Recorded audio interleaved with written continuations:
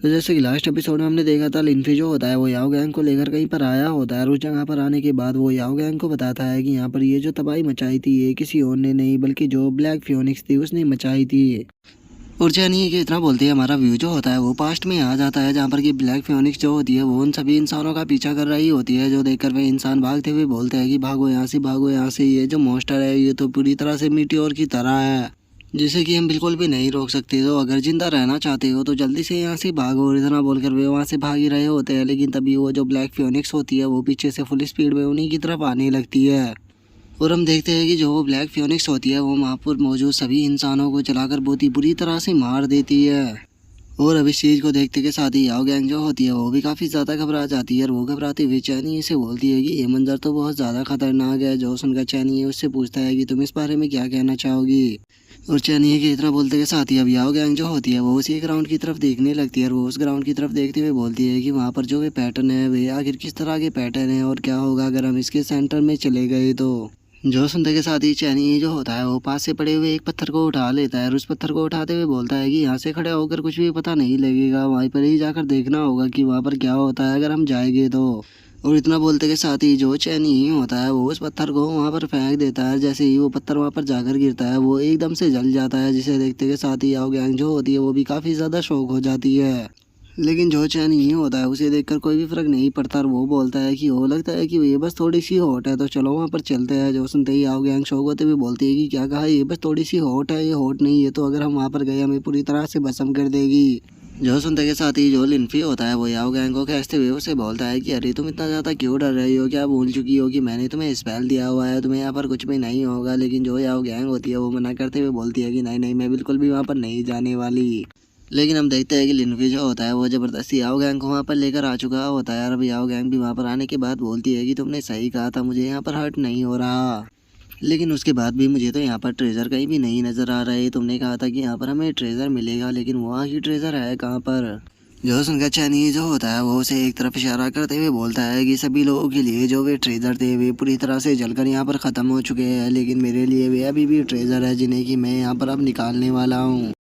जो सुनते ही याओ गैंग भी उस तरफ देखने लगती है, रोज तरफ देखते हुए बोलती है कि क्या उसके अंदर कोई ट्रेजर है। और इतना बोलते ही वो अपने मन में सोचती है कि यहाँ पर तो मुझे कुछ भी नज़र नहीं आ रहा। जो सुनते के साथ ही चैनी जो होता है वो उसको बताता है कि ये ट्रेजर इसलिए नज़र नहीं आ रहे हैं क्योंकि जो सारे ट्रेजर है वो ज़मीन के अंदर है। तुम इस तरह से समझ सकती हो जैसे कि जो फाइनस होता है उसके अंदर पिल होती है, तो जब तक उसके अंदर प्रेशर नहीं डाला जाएगा वो बाहर नहीं आएगी।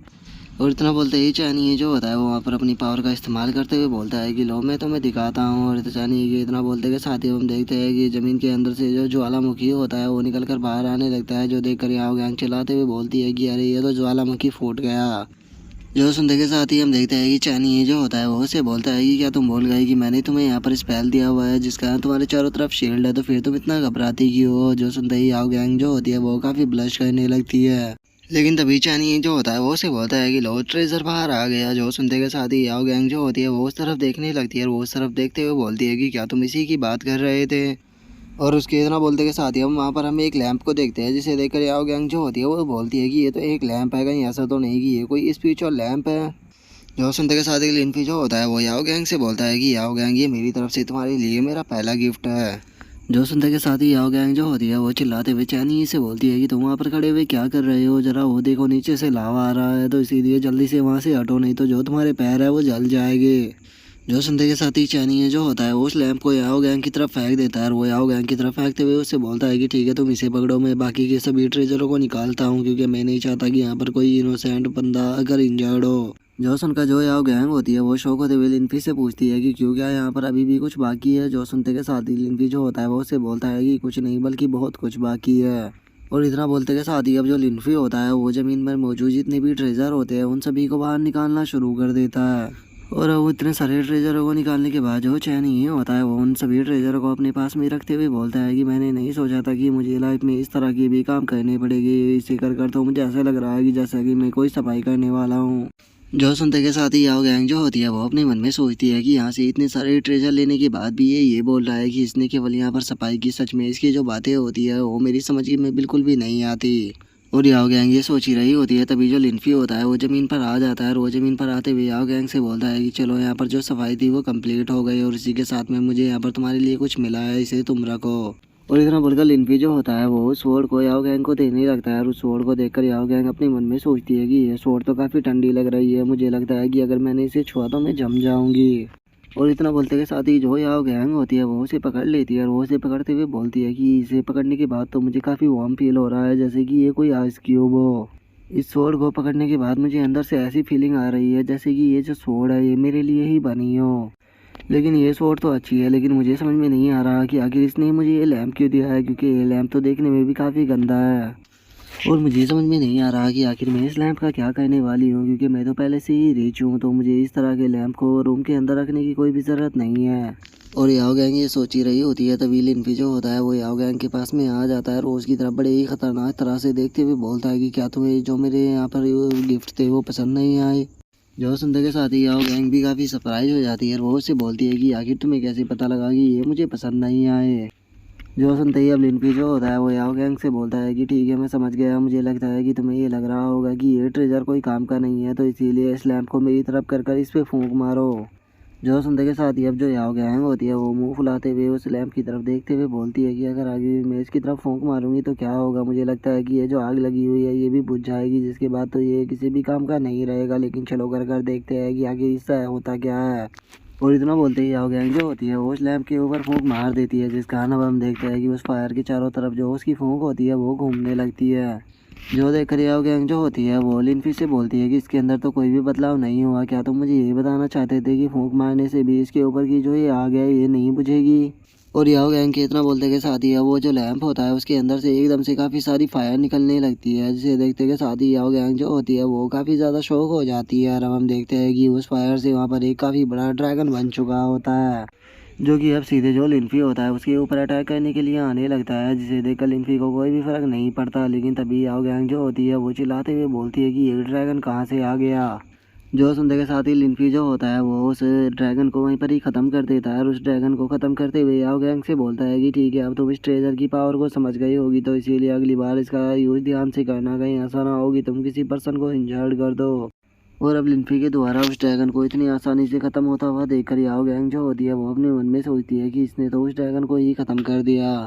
और इतना सोचते सोचते अब जो याओ गैंग होती है वो बेहोश होने लगती है और वो बेहोश होते हुए बोलती है कि आखिर ये फीलिंग क्या है, मेरे साथ में क्या हो रहा है। और उसके इतना बोलते ही जो लिनफी होता है वो याओ गैंग को आकर पकड़ लेता है और वो उसे पकड़ते हुए अपनी स्पिरिचुअल एनर्जी को उसकी बॉडी के अंदर डालने लगता है और उसकी बॉडी के अंदर डालते हुए उसको बताता है कि यहाँ पर जो ये ट्रेजर था इसे यूज करने के लिए बहुत ज़्यादा स्पिरिचुअल एनर्जी की ज़रूरत पड़ती है, तो इसीलिए अगर फ्यूचर में तुम इसका यूज करना चाहती हो तो तुम्हें इसे अच्छे से कल्टीवेट करना होगा, उसके बाद ही तुम इसका यूज कर पाओगी। जोसन का जो याओ गैंग होती है वो लिनफी से बोलती है कि नहीं मैं इसका आज के बाद बिल्कुल भी यूज नहीं करने वाली, क्योंकि ये तो बहुत ज़्यादा खतरनाक है। जो सुनते ही अब लिनफी जो होता है वो याओ गैंग से बोलता है कि ठीक है इसे छोड़ो, मुझे तुम ये बताओ कि अब तुम्हारी हालत कैसी है, क्या तुम आगे चल सकती हो। जो सुनते के साथ ही याओ गैंग जो होती है वो वहाँ पर कार्टून सा फेस बना लेती है और उसके ऐसे कार्टून से फेस को देखते के साथ ही जो चैन ये होता है वो समझ जाता है कि इसके बस का अब चलना नहीं रहा और वो बोलता है कि ठीक है तो फिर अब हम यहाँ से घर पर वापस चलते हैं। और इतना बोलकर लिनफी जो होता है वो याओ गैंग को लेकर वहाँ से उड़कर जाने लगता है। जो देखकर याओ गैंग लिनफी से पूछती है कि जो वो ब्लैक फियोनिक्स थी वो यहाँ पर कैसी मारी गई थी। जो सुनकर लिनफी जो होता है वो उसको बताता है जब उस ब्लैक फियोनिक्स ने यहाँ पर इस डीमन सेक्ट को डिस्ट्रॉय किया था तो वो भी इसी के साथ में यहाँ पर डिस्ट्रॉय हो गई थी। जो सुनते के साथ ही याओ गैंग जो होती है वो लिनफी से बोलती है कि चलो ये काफ़ी अच्छा हुआ, क्योंकि अगर वो किसी बुरे पर्सन के हाथ लग जाती तो जो बुरा पर्सन था हो सकता था कि वो उसकी मदद से पूरी सिटी को ही तबाह कर देता।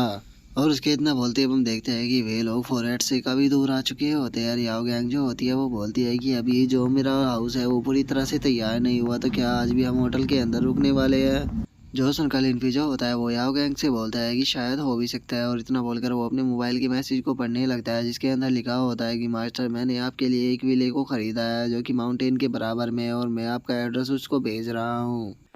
जिसके बाद हमारा व्यू जो होता है वो इसी विले पर आ जाता है और हम देखते हैं कि जो वो विला होता है वो काफ़ी ज़्यादा खूबसूरत होता है। जिसके बाद अब हम देखते हैं कि जो लुओ जी होती है वो वहाँ पर खड़ी होकर जो लिनफी होता है उसका इंतजार कर रही होती है और वो अपने मन में सोचती है कि मास्टर लिनफी अभी तक क्यों नहीं आए। फादर और ब्रदर ने मुझे बोला था कि मुझे यहाँ पर रुककर उसका इंतजार करना होगा, इसीलिए मैं यहाँ पर अपनी सबसे एक्सपेंसिव और जो सबसे खूबसूरत ड्रेस थी उसे यहाँ पर पहन कर आई हूँ। लेकिन क्या होगा अगर वे यहाँ पर आई ही नहीं, तो मेरा तो यहाँ पर सारा का सारा प्रोग्राम ही फेल हो जाएगा। और उसके इतना बोलते ही हम देखते हैं कि जो लिनफी होता है वो वहाँ पर एक स्कूटर पर बैठकर आ जाता है और जो स्कूटर का ड्राइवर होता है वो लुओ जी को देखते हुए बोलता है कि अरे वाह कितनी खूबसूरत लड़की है। जिसे देखकर अब जो वो जी होती है वो अजीब सा फेस बनाते हुए अपने मन में सोचती है कि क्या जो इमोर्टल लॉर्ड है वो यहाँ पर स्कूटर पर बैठ कर आ रहे हैं, लेकिन ये तो इमोर्टल लॉर्ड है तो क्या इन्हें क्लाउड के ऊपर उड़कर नहीं आना चाहिए था। और उसके इतना सोचती है अब जो लिनफी होता है वो स्कूटर से उतर कर जाने लगता है, लेकिन तभी वो जो ओल्ड मैन होता है वो लिनफी से बोलता है कि बच्चे मैं जानता हूँ कि तुम यहाँ पर काम करते होगे, लेकिन मैं तुम्हें एक एडवाइस देना चाहूँगा कि इस लड़की से शादी कर लो, तुम्हारा कैरियर बन जाएगा। जो सुनते के साथ ही अब लिनफी जो होता है वो उस ओल्ड मैन से बोलता है कि नहीं नहीं मेरे पास में पहले से ही आओ गैंग है। जो सुनकर वो ओल्ड मैन बोलता है कि ये बच्चा ज़्यादा ब्रेव नहीं है और मुझे लगता है कि बस ये यहाँ पर पार्ट टाइम ही काम करता होगा। और वो ओल्ड मैन ये बोल ही रहा होता है, लेकिन तभी जो वो जी होती है वो लिनफी को आकर उसकी चाबी पकड़ाते हुए बोलती है कि मास्टर लिन ये इस विला की है और उसी के साथ में इस हाउस के सर्टिफिकेट भी आप इन्हें चेक कर सकते हो। जो सुनते के साथ ही वो जो ओल्ड मैन होता है उसकी तो आंखें ही बाहर आ जाती है। जो सुनकर लिनफी जो होता है वो अंदर जाते हुए बोलता है कि ठीक है फिर मैं इस विले को एक बार चेक कर कर आता हूँ। और वो जो वहीं जो ओल्ड मैन होता है वो वहाँ से जाते हुए बोलता है कि सच में आजकल के जो यंग लोग हैं वो तो कुछ ज़्यादा ही अजीब हो गए हैं, इतने अमीर होने के बाद भी मेरे जैसे ओल्ड मैन से लिफ्ट मांगते हैं। और उसके इतना बोलते ही अब लिनफी जो होता है वो उस हाउस को चेक करने लगता है और वो उस हाउस को चेक करते हुए बोलता है कि वैसे तो ये अच्छा है लेकिन मुझे यहाँ पर कुछ मिसिंग लग रहा है। जो सुनते के साथ ही जो वो जी होती है वो लिनफी से बोलती है कि सर आपको हेजिटेशन करने की कोई भी ज़रूरत नहीं है, आपको जिस चीज़ की भी ज़रूरत है आप मुझे बता सकते हो, मैं आपकी विश को फुल करने की पूरी पूरी कोशिश करूँगी। जो सुनकर जो लिनफी होता है वो लुओ जी से बोलता है कि मुझे यहाँ पर कुछ सर्वेंट चाहिए। और सर्वेंट का नाम सुनते के साथ ही तो जो लुओ जी होती है उसका पूरा चेहरा ही लाल पड़ जाता है और वो कुछ और ही सोचने लगती है। और उस नज़ारे को सोचते हुए वो अपने मन में सोचती है कि मुझे पता ही था कि इन्हें कुछ ऐसा ही चाहिए होगा क्योंकि आखिर ये भी एक मर्द है। और इतना सोचते के साथ ही अब लोजी जो होती है वो लिनफी से बोलती है कि माय लॉर्ड एक बार आप मुझे भी देख सकते हो, बाकी आपका और क्या चाहिए क्योंकि जो आपको जिस चीज़ की भी ज़रूरत है मैं यहाँ पर करने के लिए तैयार हूँ। जो सुनते के साथ ही लिनफी जो होता है वो एकदम से लोजी के पास में आ जाता है और वो उसके पास में आते हुए बोलता है कि ये जो जगह है काफ़ी बड़ी है तो इसे साफ़ करने के लिए कुछ बंदों की तो ज़रूरत ही होगी, इसीलिए मैं चाहता हूँ कि यहाँ पर सफाई करने वाला कोई हो। लेकिन मैं जानना चाहता हूँ कि क्या तुम ये काम करोगी, तुम तो ये करते हुए काफ़ी अजीब लगोगी। जो सुनते के साथ ही अब वो चीज़ जो होती है वो वहाँ से भागने लगती है और वो वहाँ से भागते हुए बोलती है कि ठीक है सर मैं आपकी बात को समझ गई, मैं जल्दी ही यहाँ पर कुछ पर्सनों का इंतजाम कर दूँगी। और अब लोजी को वहाँ से इस तरह से जाता हुआ देख लिनफी जो होता है वो अपने मन में सोचता है कि मुझे एक चीज़ समझ में नहीं आती कि आजकल के जो यंगस्टर है उनके दिमाग में हमेशा यही चीज़ें क्यों चलती रहती है। और लिनफी के इतना सोचते के साथ ही हमारा जो व्यू होता है वो किसी छोटे से गांव के ऊपर आ जाता है जहाँ पर कि हम एक लड़की को देखते हैं जो कि मुर्गियों को चुगा रही होती है, लेकिन तभी जो मंडाला होता है वो वहाँ पर आ जाता है और वो उस लड़की को देखते हुए बोलता है कि लिनजोई काफ़ी लंबा टाइम हो गया जब से हम एक दूसरे से नहीं मिले। जो सुनते के साथ ही अब लिनजोई जो होती है वो भी मंडाला की तरफ देखने लगती है और वो मंडाला की तरफ देखते हुए बोलती है कि फाइनली इतने लंबे टाइम के बाद तुमने मुझे ढूंढ ही लिया, लेकिन क्या तुम मुझे यहाँ पर मारने के लिए आए हो? अगर तुम मुझे मारना चाहते हो तो तुम मार सकते हो। जो सुनते के साथ ही मंडाला जो होता है वो लीजुई से बोलता है कि मैं यहाँ पर तुम्हें मारने नहीं बल्कि कुछ बताने के लिए आया हूँ, जिस पर्सन ने तुम्हारी मदद की थी वो मर चुका है। जो सुनते ही लीजुई भी काफ़ी शौक हो जाती है और वो शौक होते हुए बोलती है कि क्या ड्रीम डीमन मारा गया। जो सुनते के साथ ही जो मंडाला होता है वो अपने पास से एक लॉकेट को निकाल लेता है और उस लॉकेट को निकालते हुए बोलता है कि अगर तुम्हें मेरी बात के ऊपर यकीन नहीं है तो तुम इसे देख सकती हो, ये उसने ही मुझे दिया था ताकि मैं ये तुम्हें दिखा सकूँ। और मंडाला के इतना बोलते ही लीज हुई जो होती है उसी पास्ट की बातें याद आने लगती है जहाँ पर कि ड्रीम डीमन ने इसी चीज़ को बनाया था और उसे वो बोला था कि यहाँ पर ये हमारी सबसे परफेक्ट चीज़ होने वाली है और उसी के साथ में इस लॉकेट के ऊपर मैंने तुम्हारे सरनेम को लिखा है। इस लॉकेट को हमेशा तुम्हें अपने पास में रखना होगा और इसे मेरी तरफ से अपने लिए एक गिफ्ट समझना। और उसके इतना बोलते ही हमारा व्यू जो होता है वो प्रेजेंट में आ जाता है जहाँ पर कि उस लॉकेट को देखकर जो लीज हुई होती है वो उदास हो जाती है और वो उदास होते हुए बोलती है कि मुझे बताओ कि उसे किसने मारा है। जो सुनते के साथ ही मंडाला जो होता है वो लिनफी के फोटो को दिखाते हुए उससे बोलता है कि इसका नाम लिनफी है जो कि रोंगचैंग सिटी के अंदर रहता है और अगर इसकी कल्टीवेशन की बात की जाए तो ये ग्रेट मास्टर है। और ग्रेट मास्टर का नाम सुनते के साथ ही जो लीज हुई होती है उसकी भी हालत ख़राब हो जाती है और वो घबराते हुए बोलती है कि ग्रेट मास्टर अगर ये ग्रेट मास्टर लेवल पर है तो फिर तुम मेरे जो यहाँ पर ढूंढने के लिए क्यों आए हो। जो सुनते के साथ ही मंडाला जो होता है वो अपनी उसी स्वॉर्ड को निकाल लेता है और उस स्वॉर्ड को निकालते हुए उसे बोलता है कि वैसे तो हम इसे नहीं मार सकते, लेकिन अगर हम दोनों साथ में मिलकर काम करें तो हम उसे मार सकते हैं, क्योंकि ये जो स्वॉर्ड है ये बहुत पावरफुल है और इस स्वॉर्ड की मदद से किसी ग्रेट मास्टर को भी मारा जा सकता है। लेकिन प्रॉब्लम की बात यह है कि इस स्वॉर्ड को केवल तुम ही संभाल सकती हो, और अगर एक बार तुमने इस स्वॉर्ड को उठा लिया तो उसके बाद चाहे तुम्हारे सामने इस वर्ल्ड का सबसे स्ट्रॉन्गेस्ट मार्शल आर्टिस्ट क्यों ना आ जाए, वो भी तुम्हारे सामने नहीं टिक पाएगा। जो सुनते ही जो ली जुई होती है वो मंडाला से बोलती है कि आखिर तुम यहाँ पर छुपाने की कोशिश क्या कर रहे हो, क्योंकि अगर ये स्वॉर्ड इतनी ज़्यादा पावरफुल थी और इससे तुम उसे मार सकते थे तो फिर इसका यूज़ तुमने खुद क्यों नहीं किया, इसे तुम मेरे पास लेकर क्यों आए हो। जो सुनते के साथ ये मंडाला जो होता है वो मुस्कुराते हुए अपने मन में सोचने लगता है कि ये लड़की इतनी भी बड़ी बेवकूफ़ नहीं है, ये काफ़ी ज़्यादा होशियार है। अब मुझे समझ में आया कि ड्रीम डीमन इसके हमेशा क्लोज क्यों रहता था। और इतना सोचकर मंडाला जो होता है वो लुओजी को बताता है कि ये कोई नॉर्मल स्पोर्ट नहीं है, ये खुद अपने ओनर को चुनती है, इसीलिए इसे काफ़ी लोगों ने उठाने की कोशिश की लेकिन वे वहीं पर ही मारे गए। तो इसीलिए मैं तुमसे जानना चाहता हूँ कि क्या तुम इस स्वॉर्ड को उठाने की हिम्मत करती हो। अगर तुम डर रही हो तो फिर तुम्हें उठाने की ज़रूरत नहीं है। और वो इतना बोल ही रहा होता है लेकिन तभी जो लुओजी होती है वो एक ही पल में जाकर सीधे उस स्वॉर्ड को उठा लेती है और वो उस स्वॉर्ड को देखते हुए बोलती है कि अच्छा, तो ऐसा इस स्वॉर्ड में ऐसा है क्या। और लुओजी को अब उस स्वॉर्ड को उठाता हुआ देखकर मंडाला जो होता है वो भी बहुत ज़्यादा शौक हो जाता है और वो शौक होकर चिल्लाते हुए बोलता है कि क्या इसने इस स्वॉर्ड को उठा लिया और ये अभी तक भी ठीक ठाक है, इसका मतलब ये इस स्वॉर्ड को संभाल सकती है। और मंडाला के इतना बोलते के साथ ही हम लुओजी को देखते हैं जिसे कि एकदम से कुछ होने लगता है और उसकी जो आंखें होती है वो पूरी तरह से लाल हो जाती है। और उसी के साथ में अब हम देखते हैं कि उसकी बॉडी के अंदर से एक रेड कलर का जो ऑरा होता है वो बहुत ही पावरफुल निकलता है, जिसे देखते के साथ ही मंडाला जो होता है वो भी काफ़ी ज़्यादा खुश हो जाता है और वो खुश होते हुए बोलता है कि फाइनली फाइनली जो सिस्टर है वो वापस आ गए हैं, यहाँ पर आना मेरा सक्सेसफुल रहा। और उसके इतना बोलते हुए हम लुओजी को देखते हैं जिसके ऊपर से कि वो रेड कलर का ऑरा फटने लगता है और जो मंडाला होता है वो उसके सामने झुकते हुए बोलता है कि मैं मंडाला हूँ, शैडो सेक्ट का डिसाइपल, प्लीज़ मेरी रिस्पेक्ट को एक्सेप्ट कीजिए एंसेस्टर। और मंडाला की इस बात को सुनते ही जो लुओजी होती है वो मंडाला से बोलती है कि मैं तुम्हारी एंसेस्टर नहीं हूँ बल्कि मैं लुओजी हूँ। जो सुनते के साथ ही मंडाला जो होता है वो भी बहुत ज़्यादा शौक हो जाता है और वो शौक होते हुए बोलता है कि लेकिन आखिर ऐसा पॉसिबल भी कैसे है, एंसेस्टर की जो सोल थी आखिर वो कहाँ चली गई। जो सुनते के साथ ही अब जो लुओजी होती है वो नीचे की तरफ इशारा करते हुए बोलती है कि क्या तुम इस सोल की बात कर रहे हो जो कि यहाँ पर मेरी शैडो के अंदर छुपी हुई है। ये यहाँ पर अभी मेरी बॉडी के ऊपर कंट्रोल नहीं कर सकता क्योंकि जो इसकी सोल है वो बहुत ज़्यादा वीक है और उसी के साथ में इसने मुझे बताया कि जो मेरी बॉडी है वो कोई नॉर्मल बॉडी नहीं है बल्कि वो एक इमॉर्टल बॉडी है। इसीलिए अब यहाँ पर सिर्फ दो ही पॉसिबिलिटी बनती है, या तो ये मुझे अब्जॉर्ब कर जाएगा या फिर इसे मैं अब्जॉर्ब कर लूँगी। ये यहाँ पर से मौजूद सभी लोगों को मारना चाहता है और अगर इसने मेरी बॉडी के ऊपर कंट्रोल कर लिया तो पता नहीं है कितने लोगों को मारेगा, लेकिन मैं तो बस जो ड्रीम डीमन है उसके किलर लिंफी को मारना चाहती हूँ। जो सुनते के साथ ही अब जो मंडाला होता है वो सीधे लुओजी की तरफ आने लगता है और वो उसकी तरफ भागते हुए बोलता है कि जल्दी से इस स्वॉर्ड को वापस करो, तुम मेरे पूरे प्लान को डिस्ट्रॉय कर दोगी, मुझे अपने एंसेस्टर को वापस लाना है। और उसके इतना बोलते के साथ ही जो लुओजी होती है वो सीधे उस स्वॉर्ड को जो मंडाला होता है उसके गले के ऊपर रख देती है, जो देखकर मंडाला काफ़ी शौक होते हुए अपने मन में सोचता है कि आखिर ये कितनी पावरफुल बन गई है, क्योंकि मैं मास्टर लेवल के 3rd लेवल पर हूँ लेकिन उसके बाद भी मैं इसे देख नहीं पाया। और वो ये सोच ही रहा होता है तभी जो लुओजी होती है वो उससे बोलती है कि मंडाला तुम्हारे सामने बस यहाँ पर दो ही चॉइस है, या तुम मरो या फिर मेरे सामने सरेंडर करो, क्योंकि मैं मार्शल मास्टर के 9th लेवल पर हूँ और बहुत ही जल्द मैं ग्रैंड मास्टर बन जाऊँगी, तो तुम यहाँ पर मुझसे फाइट नहीं कर पाओगे। और अब लुओजी की इस बात को सुनकर जो मंडाला होता है उसके सामने कोई भी दूसरा रास्ता नहीं बचता और वो सीधे लुओजी के सामने घुटनों पर बैठ जाता है। जो देखते के साथ ही लुओजी जो होती है वो बोलती है कि मैंने कभी भी ये नहीं सोचा था कि एक दिन ऐसा भी आएगा कि डार्क नाइट ऑर्गेनाइजेशन का जो लीडर है वो मेरे सामने इस तरह से झुकेगा।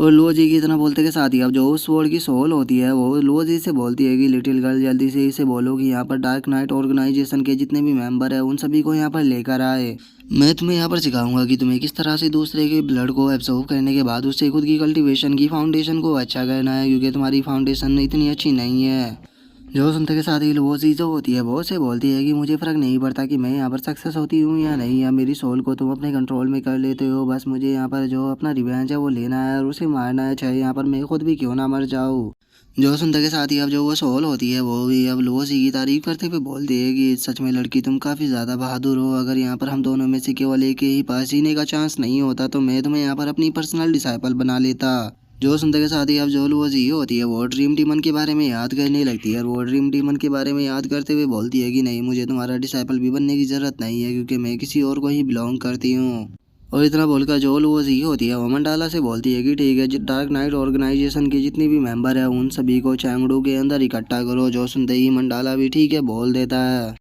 और उसके इतना बोलते के साथ ही हमारा व्यू जो होता है वो अब लिनफी के विले के ऊपर आ जाता है। जिसके बाद अब हम देखते हैं कि वहाँ पर जो 4 लड़कियाँ होती है वे आ चुकी होती है, जो कि देखने में काफ़ी खूबसूरत भी होती है। और वे लिनफी को देखते हुए बोलती है कि सर हम आपकी पूरी मदद करेंगे। और उन लड़कियों की इतना बोलते हैं अब जो वो जी होती है वो लिनफी से बोलती है कि सर ये जो 4 लड़कियाँ हैं ये पूरी सिटी के अंदर से मैंने काफ़ी मेहनत करने के बाद ढूंढ कर निकाली है, और ये आपको पूरी तरह से सर्व करेगी और आपको कोई भी प्रॉब्लम नहीं होगी। जो सुनते के साथ ही अब लिनफी जो होता है वो उन 4 के नाम लेने लगता है, जिनमें से पहले का नाम चैन होता है और दूसरी का नाम जिनियो होता है, और वहीं जो तीसरी होती है उसका नाम की शुई होता है, और जो चौथी होती है उसका नाम डोंग जियो होता है। इसके बाद अब लिनफी जो होता है वो उन 4 से बोलता है कि ठीक है तुम सभी मुझे फॉलो करो। जो सुनते के साथ ही वे भी ओके सर बोलकर उसके पीछे जाने लगते हैं। और वहीं जो लुओ जी होती है वो खड़े होकर रोते हुए बोलती है कि लगता है कि मेरी कहानी तो यहीं पर ही खत्म हो गई। और उसके इतना बोलते ही हम थोड़ी देर बाद का सीन देखते हैं, जहाँ पर की वे जो लड़कियाँ होती है वो चैनी को सर्व कर रही होती है, और वहीं जो एक और लड़की होती है वो वहाँ पर चैनी को अपनी शोरमैनशिप की स्किल दिखा रही होती है। और तभी हम देखते हैं कि वहाँ पर जो भाई जैन होता है वो आने लगता है, और वो वहाँ पर आते हुए उन लड़कियों को देखकर अपने मन में सोचता है कि मास्टर ने मुझे कॉल किया था कि मैं यहाँ पर आऊँ, लेकिन मैंने नहीं सोचा था कि यहाँ की सिचुएशन ऐसी होगी। लेकिन अब यहाँ की सिचुएशन को देखकर मुझे ऐसा लग रहा है कि कहीं यहाँ पर आने के बाद मैंने मास्टर के मज़े के अंदर बांधा तो नहीं बांध दिया।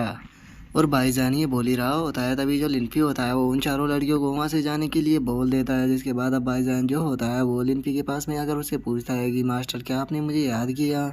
और इतना बोलकर वो अपने मन में सोचता है कि मास्टर क्या आप थोड़ी देर अपनी उन सर्वेंट्स को यहाँ पर और नहीं रोक सकते थे, क्योंकि उन्हें देखने में मुझे काफ़ी मज़ा आ रहा था, वे काफ़ी खूबसूरत है। और भाईजान ये सोच ही रहा होता है, तभी लिनफी जो होता है वो भाईजान से बोलता है कि वैसे कोई खास बात नहीं है, मुझे लगा तुम फ्री होगे तो इसीलिए मैंने तुम्हें यहाँ पर बुला लिया ताकि तुम प्रैक्टिस कर सको। और प्रैक्टिस का नाम सुनते के साथ ही तो जो भाईजान होता है उसके दिमाग में कुछ और ही छिड़ने लगता है, और वो अपने मन में सोचता है कि क्या मास्टर ने मुझे यहाँ पर जो उनकी सर्वेंट है उनके साथ में प्रैक्टिस करने के लिए बुलाया है। सच में मास्टर तो बहुत ज़्यादा काइंड है। और वो ये सोच ही रहा होता है, तभी जो लिनफी होता है वो उसकी तरफ कुछ घास को करते हुए उससे बोलता है कि आखिर तुम क्यों सोच रहे हो, मैंने तुम्हें इसलिए यहाँ पर बुलाया है ताकि यहाँ से तुम कुछ घास ले सको। जो सुनकर अब भाईजान जो होता है वो भी समझ जाता है कि वो यहाँ पर कुछ ज़्यादा ही उल्टा सीधा सोच रहा था, और अब वो हंसते हुए लिनफी से बोलता है कि मास्टर क्या आप मुझे बता सकते हो कि ये किस तरह की ग्रास है और ये मेरे किस काम आएगी। जो सुनकर लिनफी जो होता है वो भाईजान को बताता है कि ये लिंगबर्ड ग्रास है। वैसे तो इसका कोई ज़्यादा यूज़ नहीं है, लेकिन हाँ ये किसी भी कल्टीवेटर के कल्टीवेशन को इंक्रीज़ करने में उसकी मदद कर सकती है। जो सुनते के साथ ही भाईजान जो होता है वो बहुत ज़्यादा शौक हो जाता है, और वो शौक होकर चिल्लाते हुए बोलता है कि क्या ये स्पिरिट ग्रास है जो कि कल्टीवेशन को प्रमोट कर सकती है, और मास्टर ने इतनी सारी मुझे ऐसे ही दे दी। और उसके इतना बोलते के साथ ही अब हम उन 4 सर्वेंट को देखते हैं जो कि इस चीज़ को देखकर बहुत ज़्यादा शौक हो चुकी होती है, और वे शौक होते हुए बोलती है कि क्या ये जो ग्रास है ये कल्टीवेशन को इम्प्रूव करने में मदद कर सकती है। और जो मास्टर है उन्होंने उस पर्सन को ये इतनी सारी ग्रास ऐसे ही दे दी, लगता है कि हमें मास्टर को और भी ज़्यादा अच्छे से सर्व करना होगा, उसके बाद हो सकता है कि यहाँ पर हम भी पावरफुल बन जाए। तभी उनमें से एक और लड़की बोलती है कि यहाँ पर मेरा तो काम ही मास्टर को सर्व करना है, अब तो मैंने फैसला कर लिया है कि मैं अपनी पूरी लाइफ मास्टर को ही सर्व करती रहूँगी। और उन लड़कियों को इतना बोलते हैं हम देखते हैं कि लिनफी जो होता है वो भाईजान के फोरहेड के ऊपर अपनी फिंगर को रख देता है, जो देखकर भाईजान उससे पूछता है कि मास्टर क्या हुआ, आप मेरे फोरहेड को एकदम से टच क्यों कर रहे हो, कहीं ऐसा तो नहीं कि आप यहाँ पर कोई गेम खेलना चाहते हो, देखो मैं इस तरह का गेम नहीं खेलता। जो सुनकर लिनफी जो होता है वो भाईजान से बोलता है कि अरे नहीं ऐसी कोई भी बात नहीं है, बस मुझे याद आया कि मैंने अभी तक तुम्हें एक भी बार ट्रेन नहीं किया है, बस मैंने तुम्हें कई बार मेडिसिन दी है, तो इसीलिए इस बार मेरा मूड है कि मैं तुम्हें यहाँ पर ट्रेन करूँ। और इतना बोलकर अब लिनफी जो होता है वो उसके फोरहेड के अंदर टेक्निक को डालने लगता है, और उसके माइंड के अंदर उस टेक्निक को डालते हुए उससे बोलता है कि मैं ये चीज़ जानता हूँ कि तुम काफ़ी स्ट्रांग हो, इसीलिए तुम कोई भी स्वॉर्डमैनशिप की टेक्निक को नहीं सीख पाओगे, तो इसीलिए मैं तुम्हें यहाँ पर ये टेक्निक सिखा रहा हूँ। और लिनफी के इतना बोलते के साथ ही अब जो भाईजान होता है वो अपने माइंड के अंदर आ जाता है, जहाँ पर कि उसके सामने एक काफ़ी बड़ा ड्रैगन आ चुका होता है, जिसे देखने के बाद भाईजान भी शौक होते हुए बोलता है कि ये तो गोल्डन ड्रैगन है। ये टेक्निक तो देखने में बहुत ही ज़्यादा पावरफुल लग रही है, और मास्टर ने इतनी पावरफुल कल्टीवेशन की टेक्निक मुझे ऐसे ही दे दी। इस टेक्निक को देखकर मुझे ऐसा लग रहा है कि अगर मैं इसे कल्टीवेट करता हूँ तो जो मेरी बॉडी है वो रियल ड्रैगन की बॉडी में बदल जाएगी, और इसी के साथ में हो सकता है कि मैं गॉड भी बन जाऊँ। और इतना बोलते ही भाईजान जो होता है उसे वहाँ पर एक नाम लिखा दिखाई देता है, जो कि लिन युआन होता है, जो देखकर भाईजान को कुछ भी समझ में नहीं आता कि आखिर ये किसका नाम है।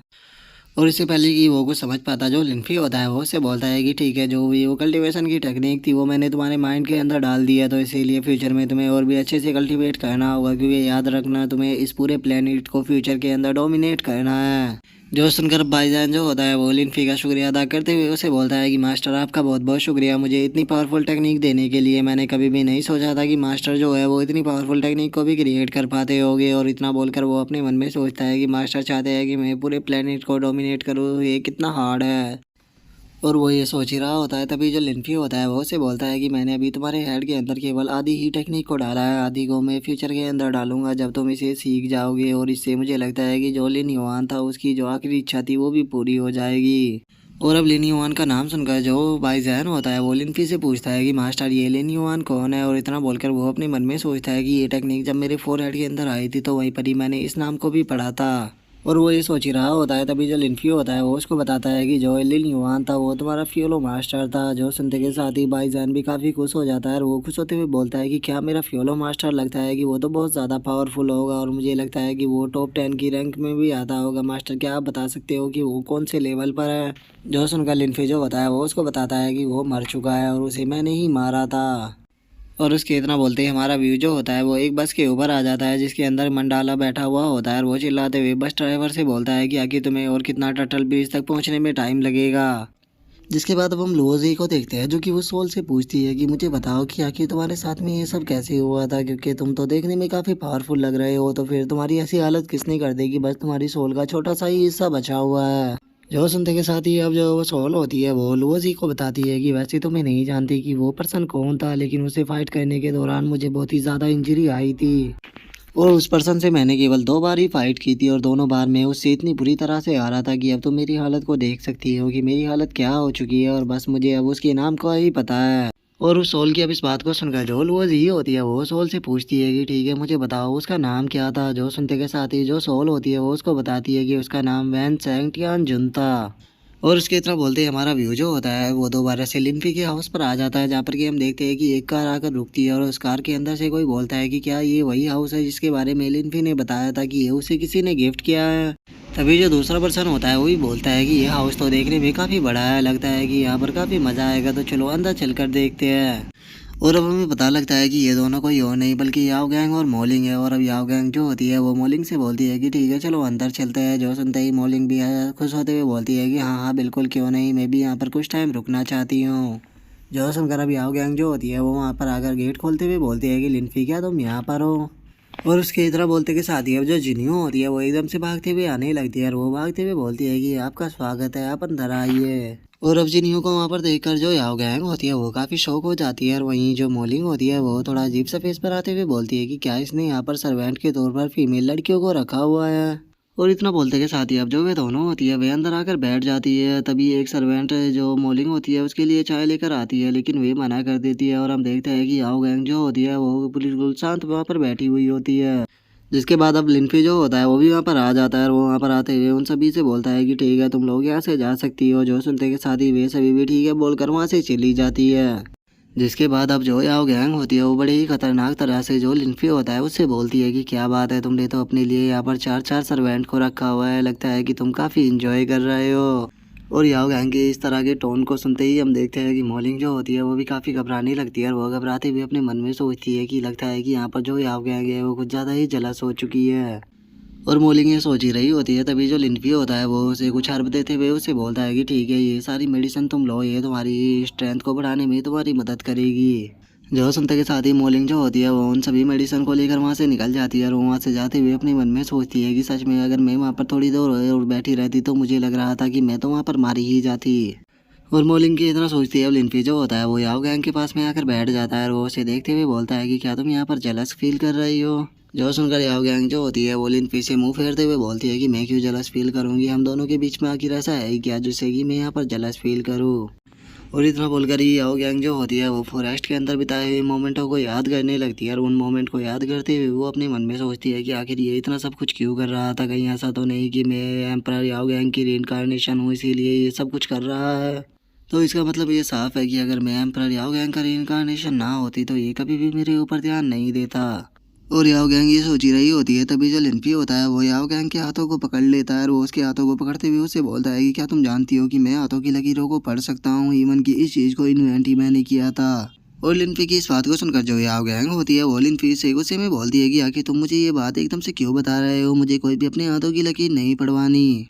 जो सुनते के साथ ही लिनफी जो होता है वो बड़े ही प्यार से उससे बोलता है कि तुम्हारी जो हाथों की लकीरें है वो काफ़ी ज़्यादा काइंड है और वो मुझे बता रही है कि इस वर्ल्ड के अंदर तुम सबसे ज़्यादा काइंड पर्सन हो। और लिनफी की इस बात को सुनते ही हम देखते हैं कि याओ गैंग जो होती है वो भी काफ़ी ज़्यादा ब्लश करने लगती है और वो ब्लश करते हुए अपने मन में सोचती है कि इस बंदे के साथ में क्या प्रॉब्लम है, आखिर ये एकदम से इतना ज़्यादा रोमांटिक क्यों हो गया।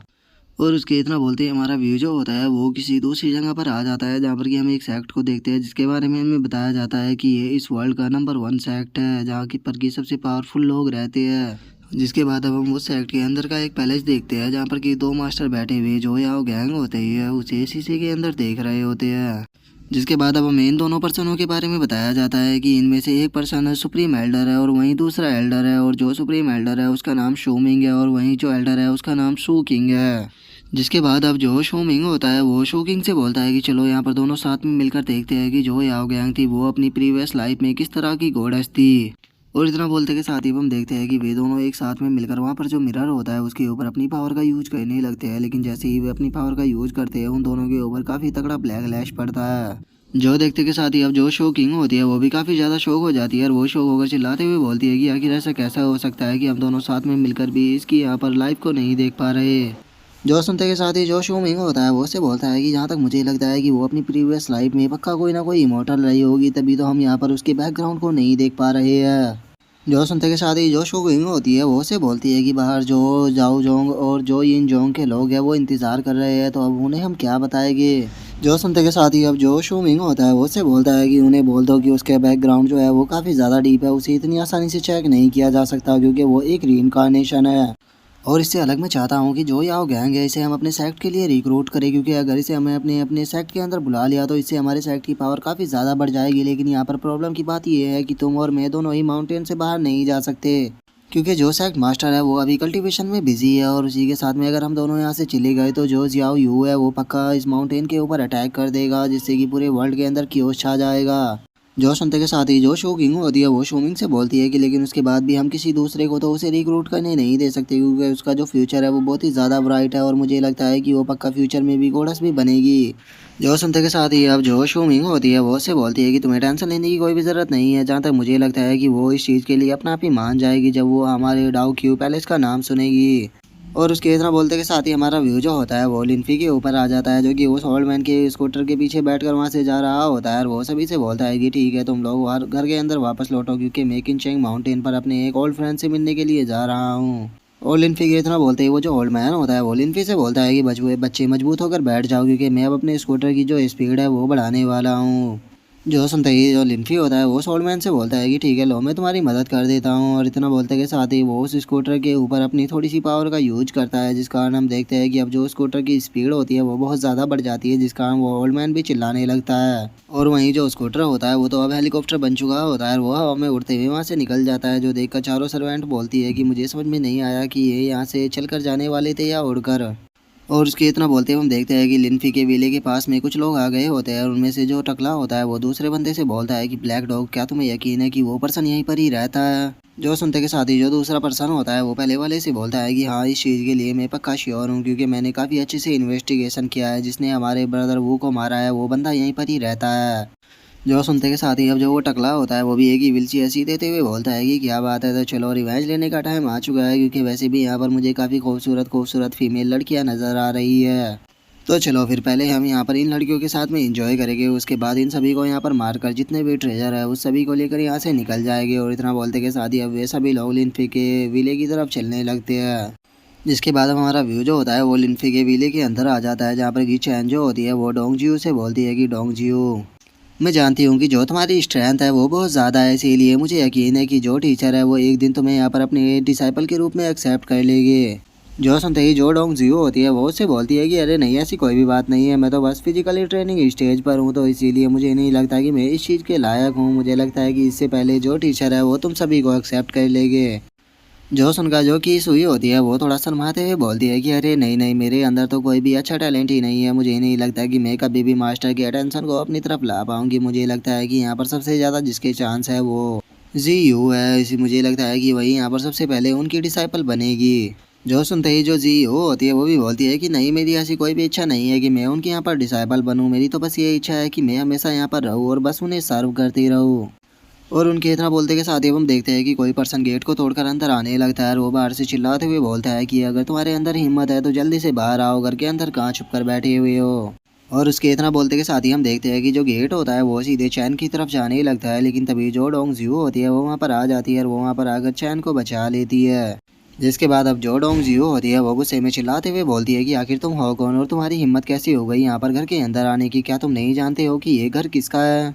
और डोंग ज़ू की इस बात को सुनते ही हम देखते हैं कि जो गंजा होता है वो अपने साथियों के साथ में वहाँ पर आ जाता है। तभी जो हरे बालों वाला होता है वो उन लड़कियों को देखते हुए बोलता है कि अरे वाह, चार इतनी खूबसूरत खूबसूरत लड़कियाँ, लगता है कि आज का जो दिन है वो काफ़ी ज़्यादा अच्छा है। और उसके इतना बोलते के साथ ही अब जो टकला होता है वो उन तो इन सभी लड़कियों की तरफ देखने लगता है और वो उन्हें की तरफ देखते हुए बोलता है कि इनमें से एक फिजिकल ट्रेनिंग स्टेज पर है और वहीं दो इंटरमीडिएट स्टेज पर है रिफाइनिंग के, और एक केवल अर्ली स्टेज पर ही है। तो इसका मतलब ये चारों की चारों यहाँ पर ट्रैश है। इन्हें यहाँ पर ख़त्म करना हमारे लिए कोई भी बड़ी मुश्किल नहीं होगी। और अब उन बंदों को वहाँ पर देखते के साथ ही हम देखते हैं कि वे तीनों लड़कियाँ काफ़ी घबराने लगती है और उनमें से एक बोलती है कि जल्दी से मास्टर को कॉल करो। तभी दूसरी बोलती है कि मास्टर तो अभी अभी ही चले गए, पता नहीं वे वापस भी लौट पाएंगे या नहीं। तभी तीसरी बोलती है कि रुको, मैं 1 मिनट उसे कॉल करती हूँ।